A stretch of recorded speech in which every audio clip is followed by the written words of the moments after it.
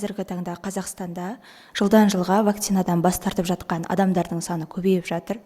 Атап айтатын болсақ, нәрестелер мен балалар себептерін ата-анадан түсіндіруді сұрасақ, ол кісілер айтып жатыр, вакцинадан кейін балаларда түрлі ауытқушылықтар пайда болады, қалыпты балалар жаңағыдай ерекше балалар тізіміне қосылып инклюзивтіге айналып жатыр деген сияқты себептерді айтады.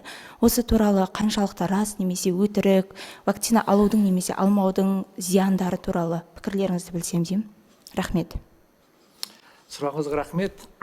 Біздің Қазақстанда қазір жиналғандардың бәрін есептегенде 66 мыңнан астам вакцинадан бас тартқан адамдар бар. Соның ішінде жаңағы 40%-тен астамы сіздің айтқан адамдарыңыз.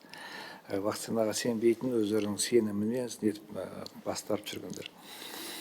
Енді оны айтайын дегенім, егер біздің адамзаттың бүкіл тарихының бәрі сол бір вакцинаға арқасында өміріміз сақтап қалдық қой.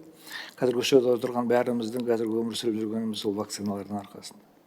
Бізді алаңдатып отырған мәселе мынандай: қазір қызылшаға бас тартып, қызылша, сонан кейін көкжөтел сияқты аурулардан қазір бас тартып, соңғы кезде аурулардың санын көріп отырмыз ғой. Биыл бұл жылдың басынан бастап 5017 нәресте осы ауруға шалдықты.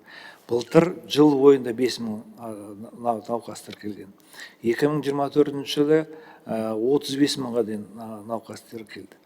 Яғни оның бәрін есептегенде соның ішіндегі 90%-тен астамының бәрі вакцинадан бас тартқандар. Вакцина салғандардың ешқайсысы ауырып жатқан жоқ. Соның өзінен-ақ көруге болады ғой, вакцинаның қандай қасиеті бар екен. Жылына біз 300 мыңнан астам балаға сол вакцинаны салып жатырмыз. Егер ары қарата мүгедектікке алып келетін болады деген, оның бәрі ол жалған сөз, оған сенуге болмайды.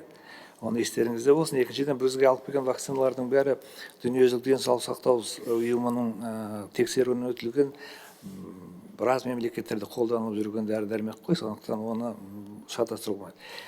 Ол кейбір осы вакцина арқылы өздеріне бір хайп іздеп жүргендердің сөздері. Оған ермеңіздер, ол дұрыс емес.